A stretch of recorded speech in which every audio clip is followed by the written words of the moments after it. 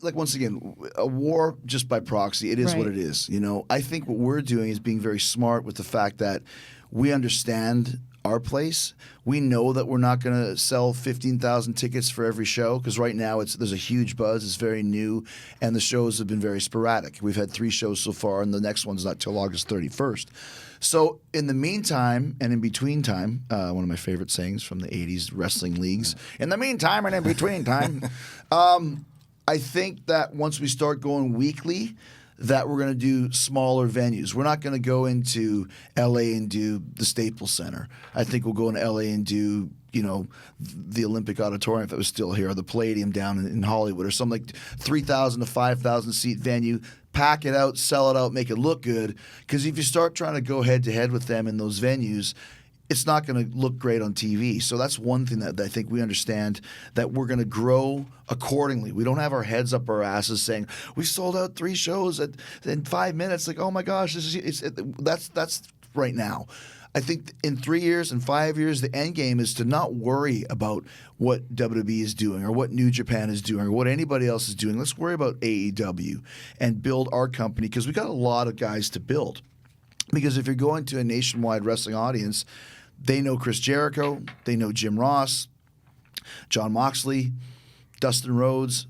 They might remember Cody, probably Cody. Other than that, there's really a whole new collection of guys. Now, of course, the wrestling fan hardcores know the Bucks and Kenny Omega and Pentagon and Phoenix, but we now have to introduce them to a nationwide audience and get them over one by one. You can't put 40 new guys on TV and just go, here, guys, get over. We have to take our time to build everybody properly one by one. Well, let me ask you about that, though, too, because even the WCW back in the day did exactly that. You were one of the guys that were the newer guys that were able to pop.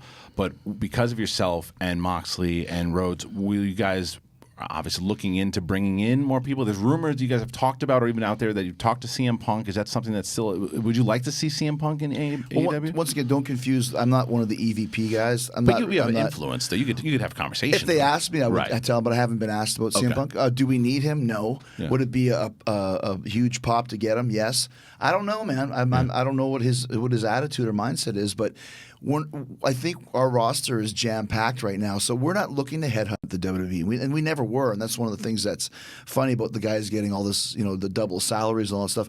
We didn't want to be WCW in '98 or Impact TNA in 2011, where you're just bringing in a lot of old WWE guys. Right. We don't want that. We have enough guys that no one's ever seen before, and that's what we want to do. We've got a lot of young guys like Jungle Boy, MJF. Both those guys are 23 years old.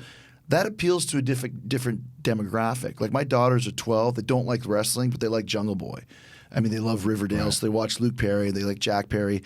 But they like the fact that here's a young guy, good-looking guy, but they're almost in the same age group, or at least they can have a crush on a 23-year-old kid. Yeah.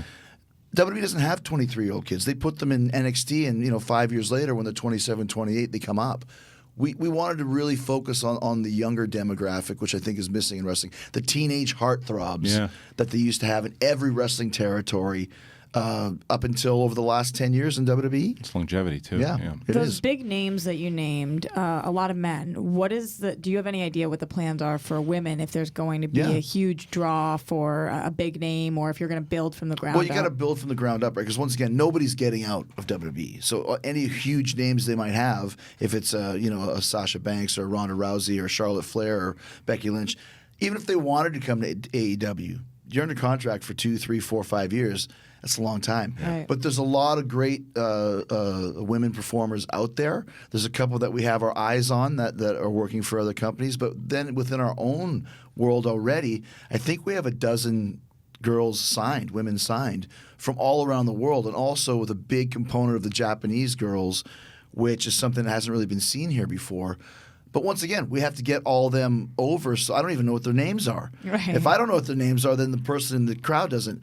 But the thing is, it's just like 205 Live. They're still having a problem where they put, like I said, 30 new guys on one show once a week. Here, guys, it's hard to build them all at once. So we're going to have to really start focusing, okay, for the next month, let's just build this one Joshi girl, the Japanese girls, and not put 6 of them out there where you don't know which one is which. We have to build them one at a time. That's my suggestion and opinion. But women's wrestling is a big thing. It's a big deal now, and we have definitely a lot of great performers on that side of things in AEW as well. With the contracts aside, if you could have one woman wrestler join AEW, who would it be? Tessa Blanchard. She's from Impact, and once again, not known in the WWE world, but she's a killer. She's amazing. From the WWE, I mean, you can't go wrong with Charlotte. Yeah. I think Becky Lynch is great too. But if you're talking about somebody that we might be able to get, I think Tessa's something that we might be able to do that.